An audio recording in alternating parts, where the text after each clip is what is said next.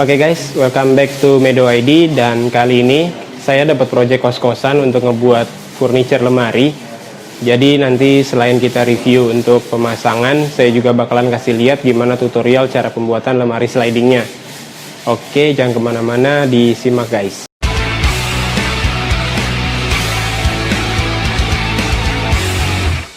Oke guys, jadi kita coba lihat aja hasil pembuatan lemarinya, modelnya seperti apa. So, kita cek aja guys. Oke guys, jadi lemarinya ini saya buatnya itu ukurannya panjang 1 meter, tingginya 2 meter. Dan ini di dalam nanti untuk bagian area gantungan. Bisa dilihat. Oke.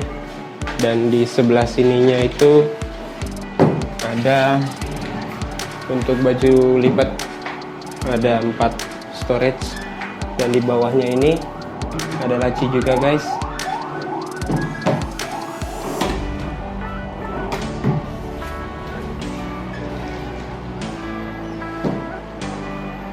Oke guys, jadi sebelum memotong ini biasanya saya menggunakan cutlass agar mempersingkat atau mempermudah juga sekaligus menghemat pemakaian bahan. Kali ini kita menggunakan material blockboard dengan satu sisi melamin.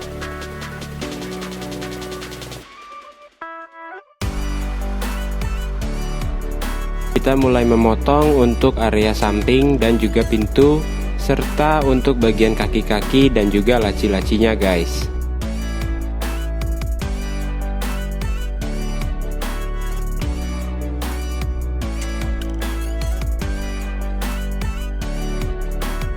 Berikutnya kita sesuaikan ukuran menyesuaikan panjang dari kabinet yang mau kita kerjakan. Pertama ini kita membuat kabinet untuk bagian rangka lacinya guys.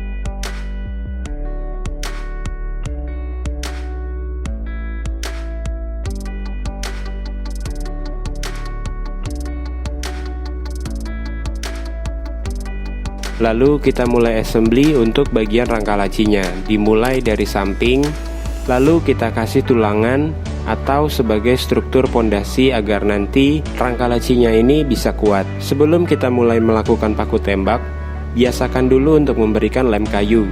Jadi dengan harapan selain sekrup atau paku tembak, lem ini juga memperkuat dari kabinet yang mau kita kerjakan.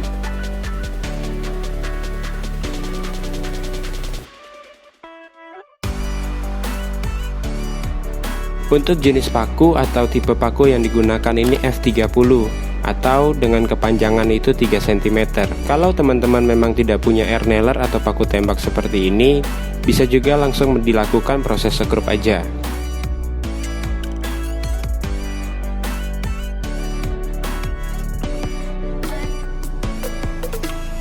Berikutnya kita kasih lem juga untuk tulangan yang satunya. Kita posisikan tulangan ini sebanyak 4 piece, 2 untuk di bagian belakang atas dan bawah, begitu juga 2 untuk bagian depan atas dan bawah. Jadi nanti benar-benar kerangka dari untuk kabinet laci ini benar-benar solid guys.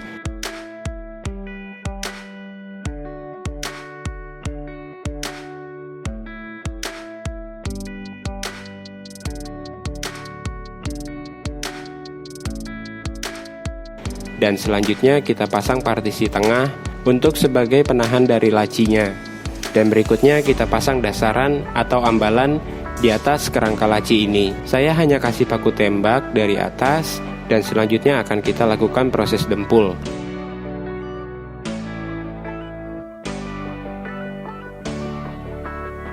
Dan berikutnya kita juga pasang HPL untuk bagian depan dari tulangan rangka laci ini guys.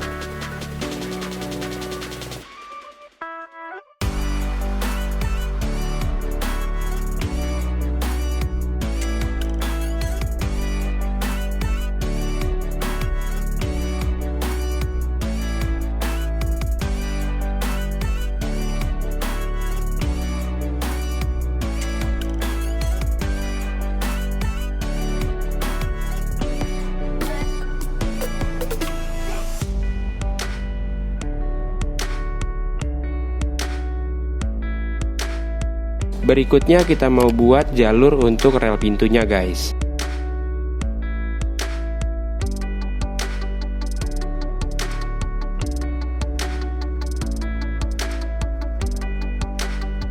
Rel pintu ini dengan diameter atau lebar dari relnya itu sekitar 1 cm. Jadi di sini saya menggunakan mata profil dengan diameter 1 cm juga. Disarankan teman-teman memakai router seperti ini dibandingkan trimmer, karena pekerjaan untuk membuat bobokan dari rel pintu seperti ini lumayan berat.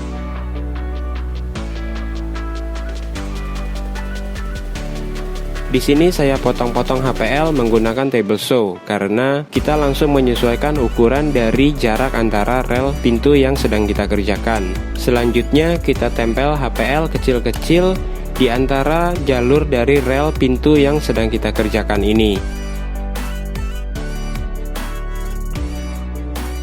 Dan berikutnya kita mau potong HPL untuk bagian samping dan juga pintunya guys.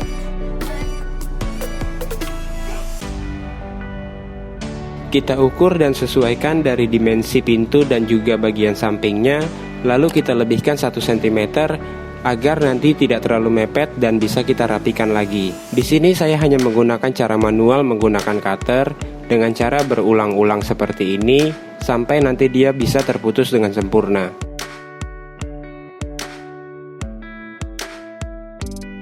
Setelah HPL kita potong-potong, kita lanjutkan proses pengeleman menggunakan lem kuning. Lem kuning yang digunakan opsional bisa merek apapun, tergantung dari ketersediaan stok yang teman-teman miliki atau menyesuaikan dari segi anggaran. Pertama kali kita lakukan pengeleman pada sisi HPL-nya. Kita pastikan semua permukaan dari HPL ini rata diberi lem kuning.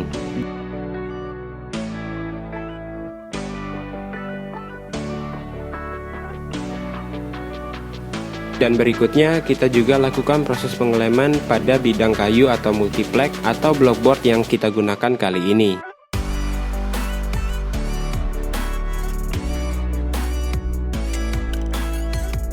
Setelah kedua permukaan antara HPL dan kayu sudah kita berikan lem dan hampir mengering sekitar 85%, kita harus segera menempelkan HPL ke bidang kayunya.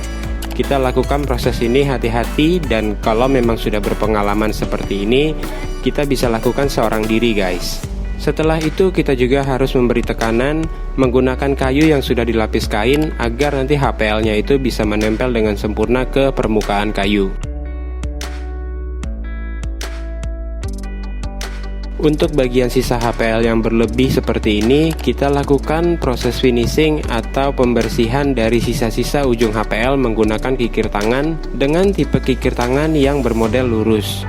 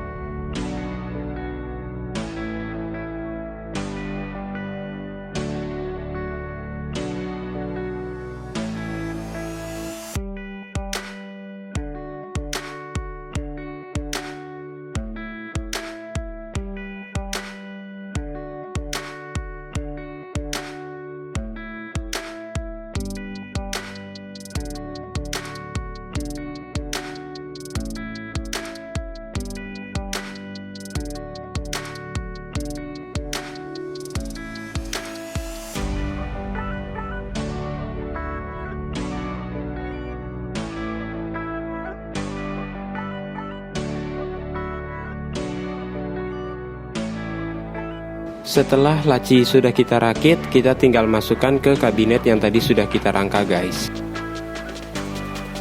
Dan seperti ini hasilnya guys.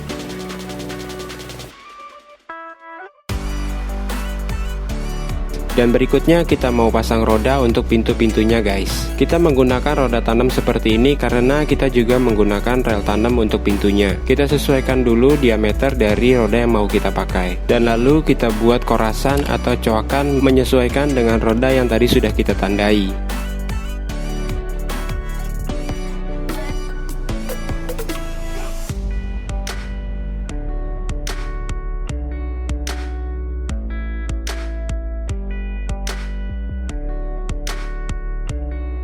Di sini teman-teman bisa menggunakan mata profil dengan diameter berapapun.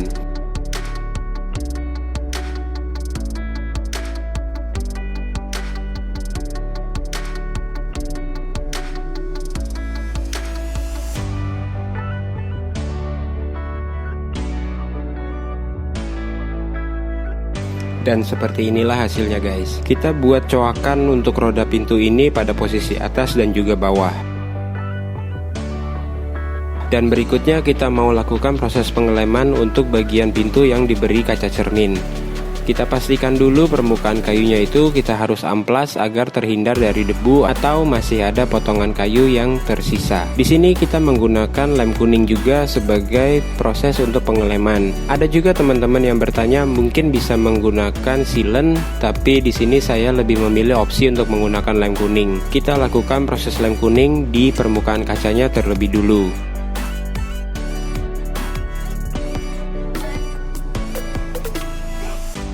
Dan berikutnya kita juga lakukan proses pengeleman menggunakan lem kuning di permukaan kayunya guys. Setelah lem hampir mengering, kita tempel kaca ke permukaan kayunya. Kita lakukan secara hati-hati dan dilakukan oleh 2 orang atau lebih.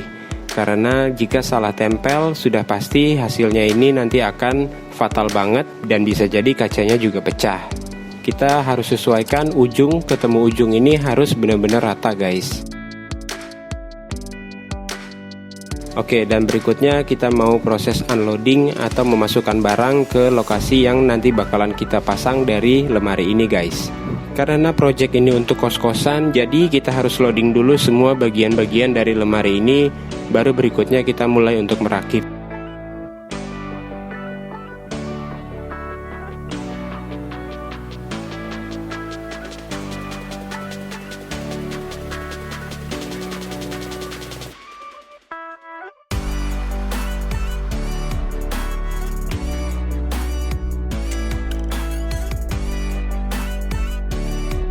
Langkah yang pertama, kita posisikan dari kerangka laci ini lalu kita gabungkan dengan bagian dari samping lemari ini.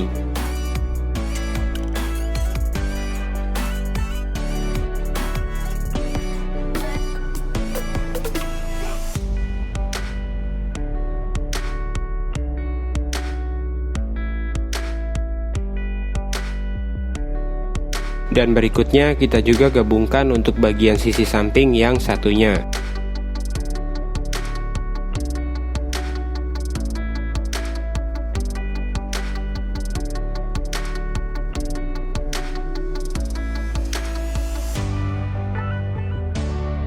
Setelah itu, lalu kita gabungkan bagian atas atau topper dari lemari ini guys. Di sini saya menggunakan trapez karena dengan tujuan kalau kita melakukan posisi sekrup dari luar nanti akan terlihat, jadi menggunakan trapez seperti ini akan mempermanis tampilan.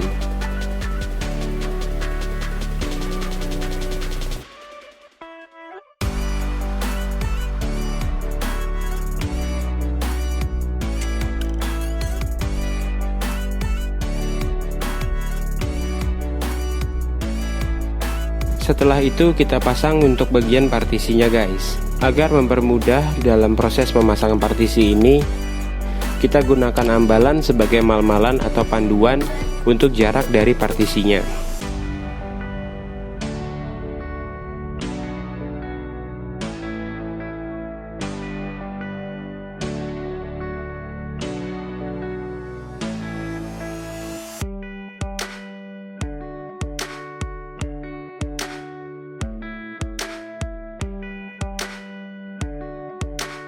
Lalu partisi ini kita sekrup dari bagian bawah dan juga nanti dari atas lemarinya guys.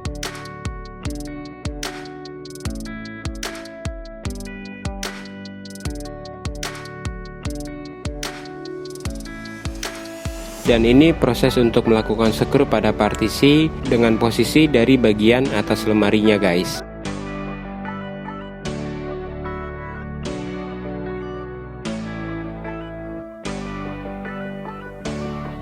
Berikutnya kita mau pasang triplek melaminto untuk bagian belakang, jadi lemari ini harus kita putar dulu.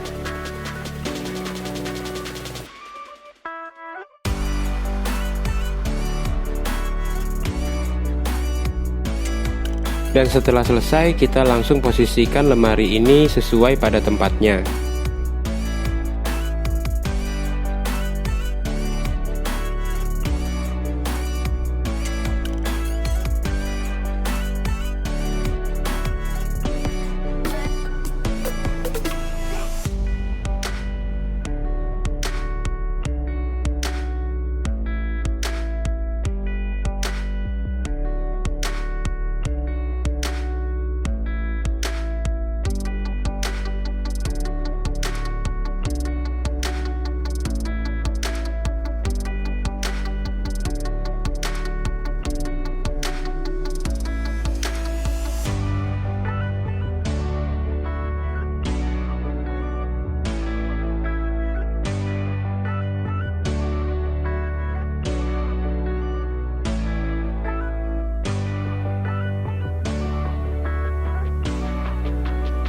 Berikutnya kita lakukan proses pemasangan hook untuk sebagai penahan dari ambalan yang nanti kita mau pasang.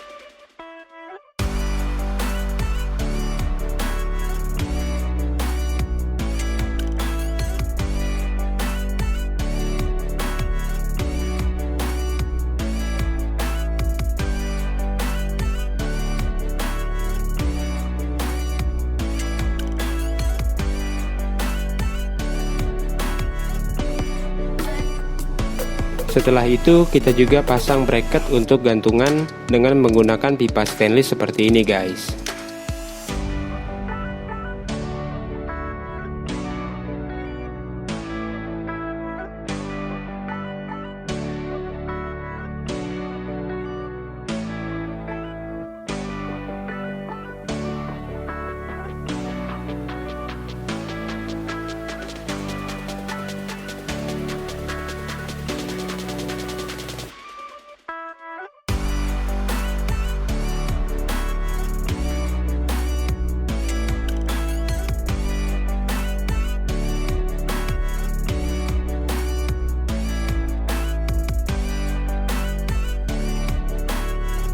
Setelah semua selesai kita pasang, kita terakhir akan melakukan proses pemasangan pintunya.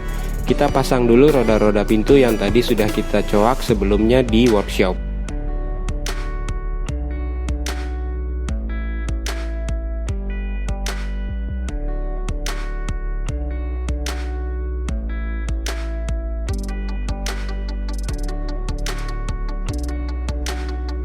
Dan berikutnya kita tinggal menyesuaikan atau memasukkan pada posisi rel yang sudah kita kerjakan.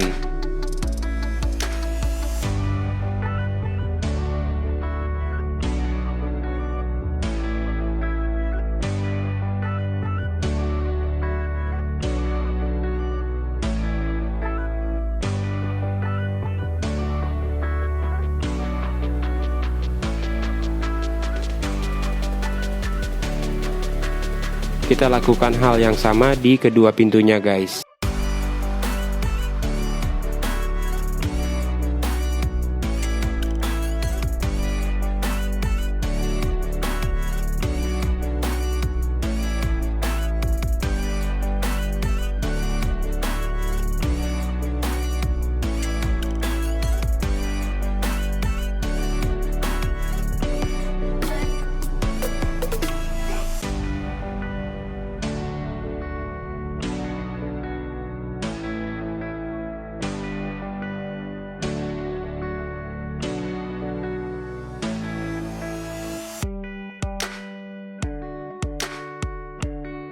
Oke guys, terima kasih sudah menonton tutorial pembuatan lemari sliding ini, dan semoga bisa memberi gambaran buat teman-teman yang lagi membuat sendiri, dan atau kalau memang teman-teman ternyata mau ada project untuk misalnya kos-kosan atau apartemen dan ingin kita buatkan, nanti bisa kontak aja yang ada di deskripsi di bawah guys.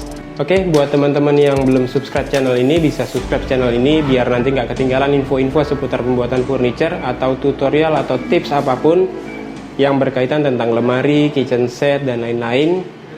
Jangan lupa juga like dan kasih komentar di bawah jika ada pertanyaan, dan sampai ketemu di video berikutnya.